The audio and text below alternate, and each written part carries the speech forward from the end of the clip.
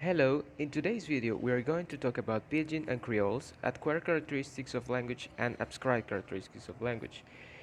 A Pidgin. A Pidgin is a simplified form of speech formed out of one or more existing languages, and it's used as a lingua franca by people who have not other language in common. There is no standard language stated.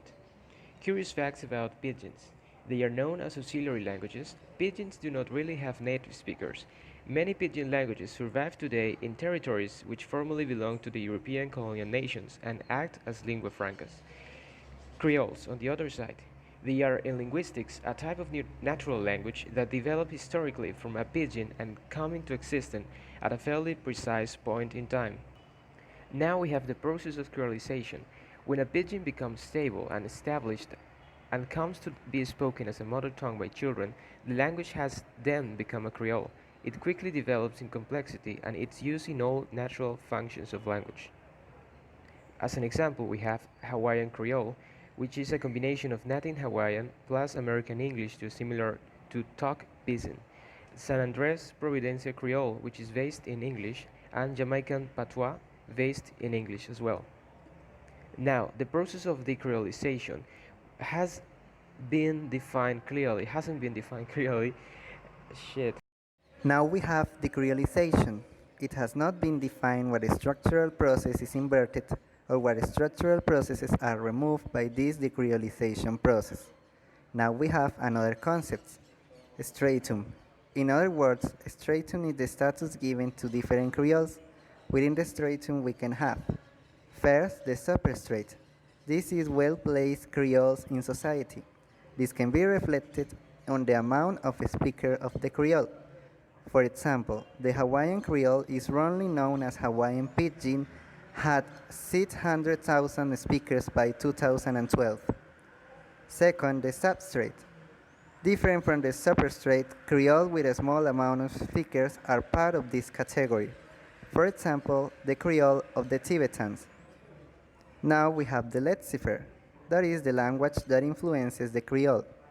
For example, French is considered the lexicon of Haitian Creole, and English is considered the lexicon of Belizean Creole. Another important concept in sociolinguistics is post-Creole continuum. A post-Creole continuum, or simply Creole continuum, is a dialect continuum of varieties of a Creole language between those most and least similar to the substrate language. Within post-Creole continuum, we can have a division.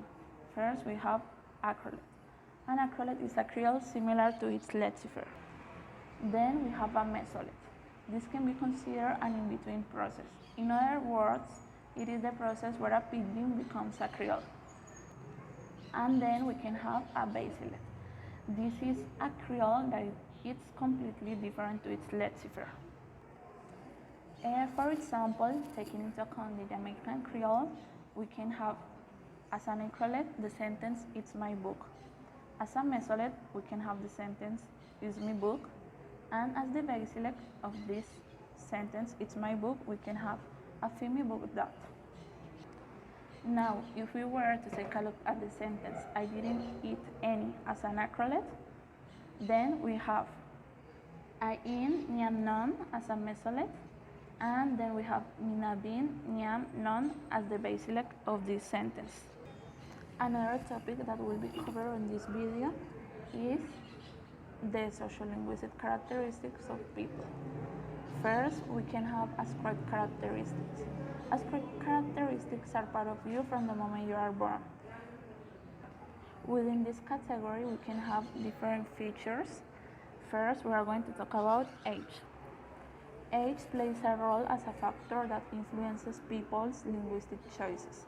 By analyzing children, teenagers, and adults' speech, sociolinguistics agree that speech has different age-graded features. These features can vary depending on the generation we are analyzing. First, we can have a variation in pitch. For example, if we were to compare the pitch used by children when they are talking and a pitch used for adults while they are talking, we can see that children use a higher pitch than adults, and we cannot tell the gender of a children by analyzing the pitch. Then we have vocabulary and grammar.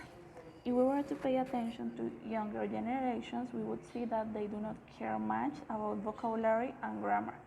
They care about being understood by others, while older generations will pay much more attention to these aspects. And finally, we have pronunciation. We can see that pronunciation is not a noticeable aspect in the different generations. The described characteristic is gender. First, we have to state a difference that it is a subject of debate in many fields. First, the concept. Another described characteristic is gender.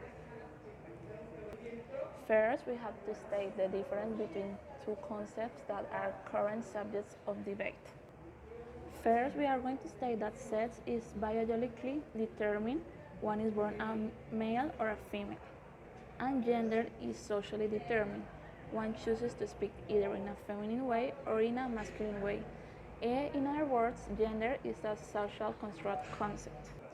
We can see that there are some noticeable attitudes towards gender. You can find either distinctions of vocabulary between males and females. Now, into some other difference, we can see that in men, connection with others is accomplished in part through playful antagonisms, and this ties in with men's need to position themselves in relation to dominant models of masculinity.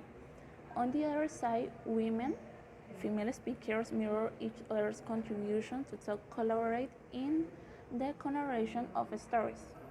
We can see that women and men differ in turn-taking and interruption. We can see that women are most likely to interrupt others while speaking. Then we have minimal responses. In this case, both genders are most likely to use them, but women are likely to use them to show approval and to show that they are paying attention in a conversation. Then we have using hedges. Hedges are small chunks used to show that you are paying attention or that you are being aware that you are part of the conversation.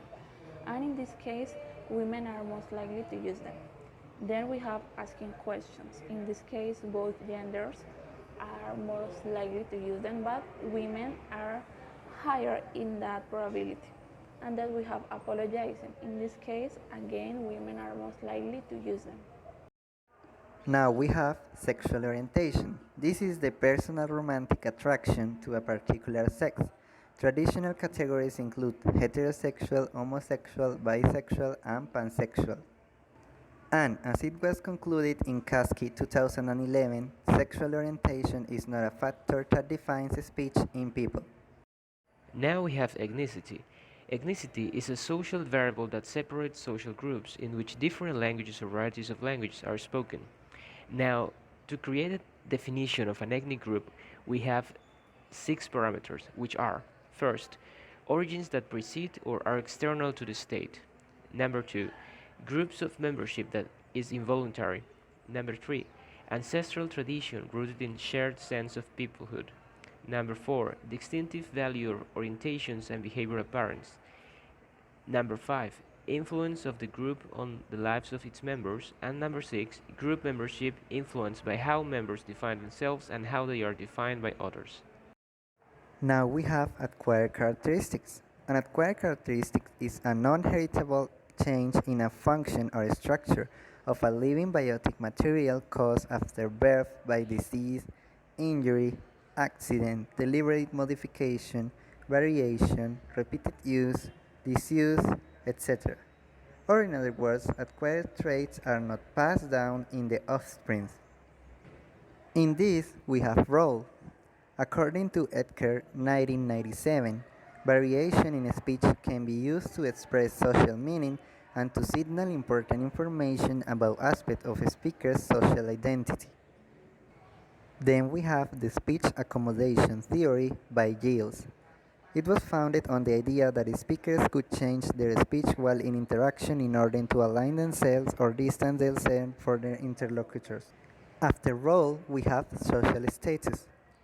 This is the higher the socioeconomic status, the higher is the frequency of using standard forms of speech, and the lower of socioeconomic status, the lower is the frequency of using standard form of speech.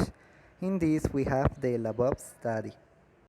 In this study, Labov made a series of questions to different shop sellers in three different shop malls: upper, middle, and lower class. The results were that depending on the different social status of the shop mall, the shop sellers pronounced the R sound in different ways. Hello, in today's video we are going to talk about Pidgin and Creoles.